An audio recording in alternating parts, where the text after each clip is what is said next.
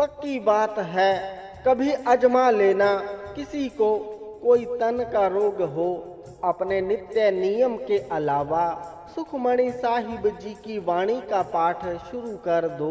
गुरु साहिब जी की कृपा से लिख रहा हूँ, तेज बारिश की तरह कृपा बरसती है। एक अन्य घटना दास व्यक्त करना चाहता है। कोई भी उदाहरण इस कारण दी जाती है क्योंकि अन्यथा आप कहोगे यूं बातें ही हैं, ऐसे कभी रोगी भी ठीक होते हैं। घटित हुए उदाहरणों को पढ़कर बात हृदय को छू जाती है, भरोसा बन जाता है। महेंद्र सिंह नामक एक व्यक्ति, पता नहीं कौन सा कर्म आगे आ गया, छाती में टीबी हो गई। डॉक्टरों ने चेक करने पर बताया कि तीसरी स्टेज की टीबी है। आप जी सभी पढ़े लिखे समझदार हो, जानते ही हो कि पहली दूसरी स्टेज की टीबी दवाइयों से पकड़ में आ सकती है, परंतु तीसरी स्टेज की बीमारी बहुत खतरनाक होती है। डॉक्टरों ने दवाई तो दे दी, पर साथ ही कहा कि पता नहीं ठीक हो कि ना।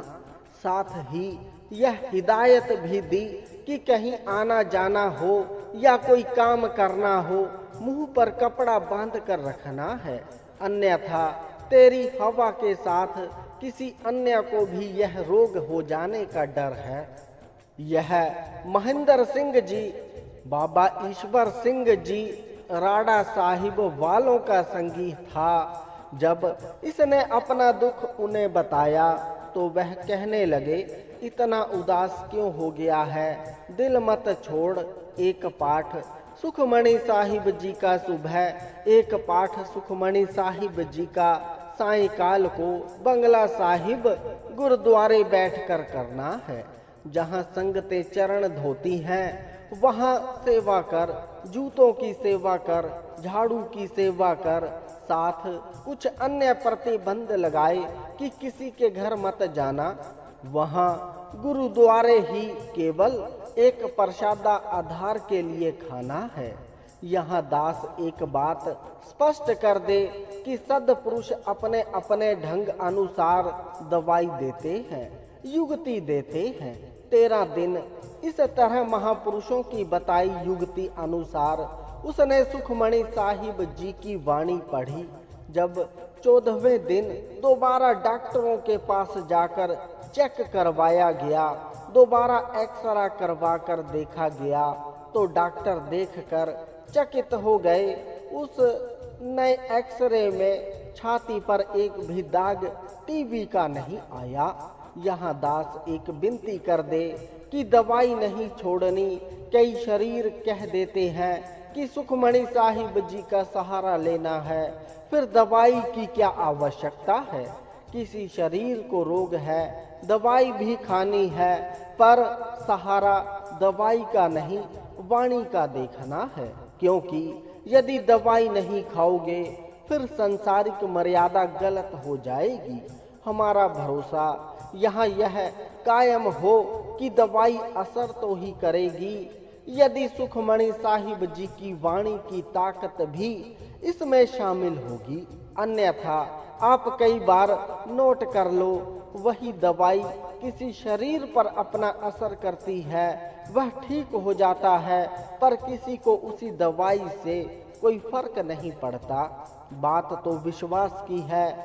अमृतसर का कोई गुरमुख प्यारा, जिसके पुत्र के सिर पर फोड़े हो गए, डॉक्टर के पास गए तो डॉक्टर कहने लगा, इसका सिर सारा गला पड़ा है, इसके पहले केश कटवा कर आओ, मैं इस तरह उपचार नहीं कर सकता। देखो आजकल कई शौक से केश पढ़े कटवाते हैं, पर धन्य है गुरमुख प्यारे जिन पर मजबूरी भी बन जाए तो भी बचाते हैं केशों को। वह गुरमुख प्यारा कहने लगा, हम सिख हैं, केश नहीं कटवा सकते, आप इस तरह की दवाई लगा दो, गुरु साहिब जी स्वयं ही कृपा करेंगे। लेकिन वह डॉक्टर ना माना। वह गुरमुख प्यारा अपने पुत्र की उंगली पकड़कर उसे हरिमंदिर साहिब दुख भंजनी बैरी के स्थान पर ले गया। आप जी जानते ही हो कि सिर गला हो तो पानी डालने से घाव और खराब होने का डर होता है। उस गुरमुख प्यारे की श्रद्धा, भरोसा, विश्वास उसने केशों सहित अपने पुत्र को दुख भंजनी बैरी के सरोवर में स्नान करवा दिया और वहां ही दीवार से लगकर श्री सुखमणि साहिब जी का पाठ किया। भीतर जाकर देग करवाई और प्रार्थना की कि सतगुरु कृपा करो। नित्य ही उन्होंने इस तरह करना, अपने पुत्र को दुख भंजनी बैरी के स्थान पर सरोवर में केशों सहित स्नान करवाना, सुखमणि साहिब जी का खड़े होकर पाठ करना और देग करवाकर प्रार्थना करनी।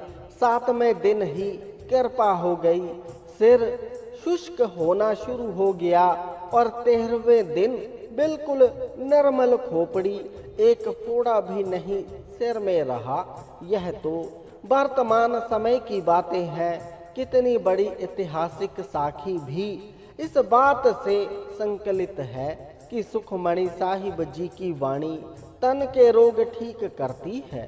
श्री गुरु अर्जुन देव जी ने जब यह वाणी उच्चारण करके यह अनमोल भंडार दुनिया के दामन में डाला तो संगतों को इस वाणी को नित्य नियम से पढ़ने का भी उपदेश किया, जिसके फलस्वरूप बहुत सारे सिखों ने इस वाणी को कंठ कर लिया।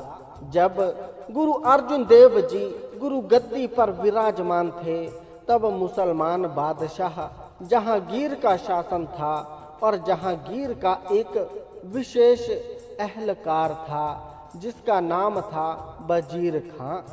कर्मों की गति, उसे जलोदर का रोग हो गया, पेट में पानी भर जाना, अफारा हो जाना, दर्द से तकलीफ में वृद्धि होना, ना कुछ खा सकना ना पी सकना, हर समय हाय हाय करते रहना। बादशाह का विश्वास पात्र अहलकार था, धन की कोई कमी नहीं थी। बहुत उपचार करवाया परंतु उपचार करवाने के पश्चात भी कोई फर्क न पड़ा, अपितु रोग और बढ़ता गया। अब वजीर खां हवेली से बाहर वाले कमरे में अकेला पड़ा, सारा समय दर्द से तड़पता रहता और परमेश्वर जी के समक्ष प्रार्थना करता कि तू ही कृपा कर, कोई विधि बना दे। दास ने अपने जीवन में तत्व निकाला है कि परमेश्वर सब कुछ कर सकता है, उसकी विधि बहुत मजबूत है। जब वह विधि बनाए आदमी भी हैरान हो जाता है कि यह तो मैंने सोचा भी नहीं था। परमेश्वर द्वारा विधि बन गई।